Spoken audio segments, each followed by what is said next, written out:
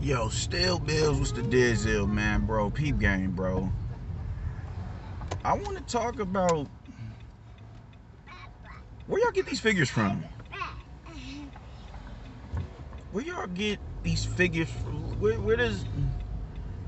Where do you get this lump sum of money that is supposed to be paid out to Wilder when they never made?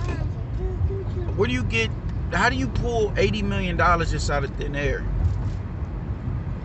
when he didn't make that much in both of the fights he had with Fury combined?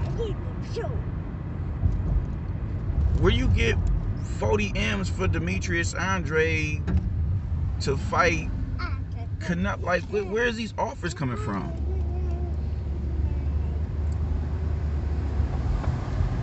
Did Canelo even get 40 for fucking Saunders? But he gonna get, like, people forget, man, Demetrius Andre fought on a Thursday night not too long ago, about a year or two ago. A Thursday. Niggas had to wake up and go to work for show the next morning. How does a fighter like that generate a $40 million demand? Like, this shit is really getting weird. It's just, I don't know where people get these, these figures from, man, but goddamn. People who do, they keep pushing this, and what it does is black people who are sensible, it forces them, we end up looking coonish, because in the midst of us trying to debunk the goofy shit that y'all are saying, and when we do actually debunk the shit that y'all are saying, we turn into coons and Uncle Toms and shit, because we walk in a certain truth. You dig? That's why I say, man, you gotta know when to conflate the racial aspect that goes on within boxing. You have to know when and when not to conflate it. Because a lot of times when y'all try to bring this, this sense of black power, that I think I love it. But when you merge it over into boxing, and it doesn't, the platform isn't necessarily presented, it just, because you want it to be there, you refuse to come up off of your stance, and you end up looking goofy. And by that time, you switch the trajectory of the argument. So now it's not necessarily about boxing. It's you looking like a Uncle Tom ass nigga for walking for knowing a certain truth. You understand what I'm saying? Like, so when we're telling you Charlo, when we're holding Charlo to a certain standard, and Andre to a certain standard, and Wilder to a certain standard, it's just, that's what we expect out of champions, especially when you're being the face of when you're the physical and literal representation of our people. Not even talking about from an ideological standpoint, but just simply on the physical, your genetics. Just simply speaking on your genetics. You're a physical representation of us. So we want the best for you. As much shit as we'll talk, we can be a fan. Like, Canelo's my favorite fighter at the moment. That don't mean I want best for Charlo and Andre. I'm gonna talk my shit, most definitely. Wilder, I'm gonna talk my shit with all of them, because I just don't feel like they're living up to the standard. I don't. But because people just so, just it's a yearning for just us wanting to see us walk in a positive light. I see nothing wrong with that, man, but we still have to operate within a realm of truth. It's just so much dishonest shit going on right now, man, and people just refuse to acknowledge it because, we're genetically attached. And I think that's bullshit. So when you talk about, when you really fully unpack this whole myth about Andre getting 40, offering 40 M's for Canelo Alvarez, when you unpack that, you realize how ridiculous of a claim that is. When you unpack Wilder getting 80 million of them things in step aside money, you realize how ridiculous of an argument that is. It's asinine. It really is. And just, it sounds good because, you know, oh, Wilder got robbed, he got cheated, you know, Fury cheated and yada yada yada, and he won his third match and yada yada yada, and all that shit. It sounds good. It really sounds good. But when, you know, like I said, when you begin to unpack everything, you realize if you're open to truth, if you're open to, you know what I'm saying, certain truths, you'll realize, alright, man, like, this shit is getting a little bit ridiculous. It's yeah, this is utterly ridiculous, man. Yeah, I'm good. It starts then. So it's not necessarily about us being demonstrative towards our own. It's just live up to the standard. Live up to the standard. Why is it acceptable for us to achieve, you know, for to want the most without achieving? You dig what I'm saying? People who bang on Jermell don't bang on Jamal.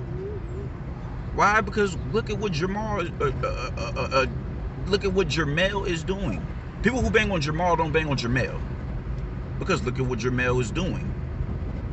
The proof is in the pudding. It's there.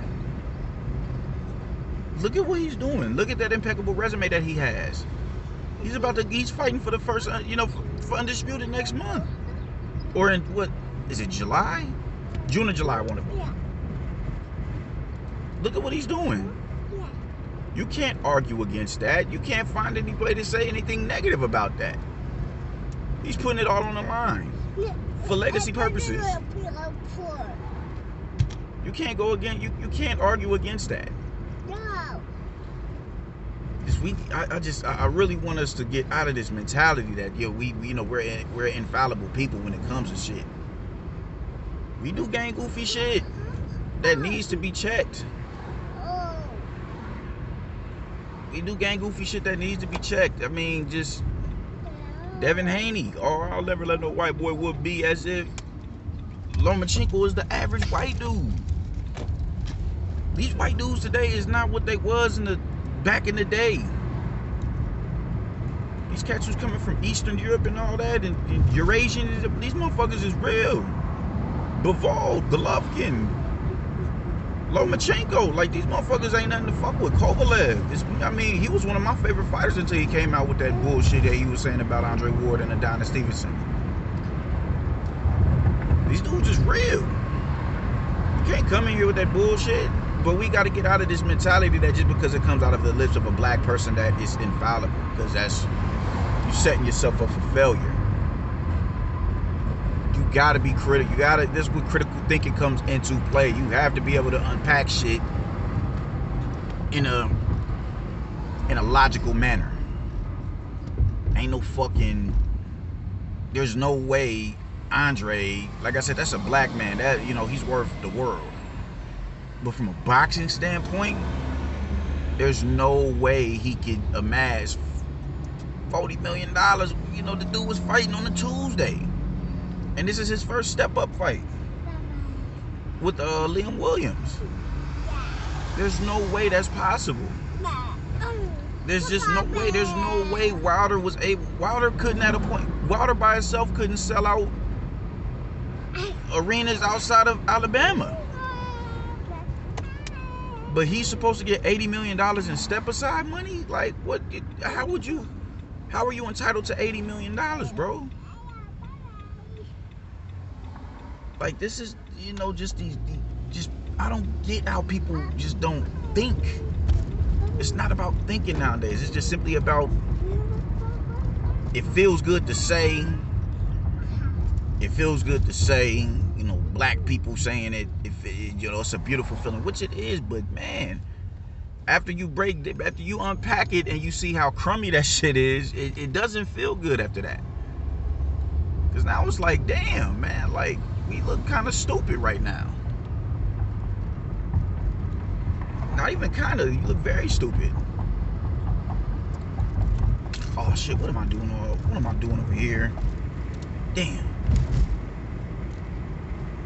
But yeah, I think y'all got to get out of that mentality, man. Where it's just,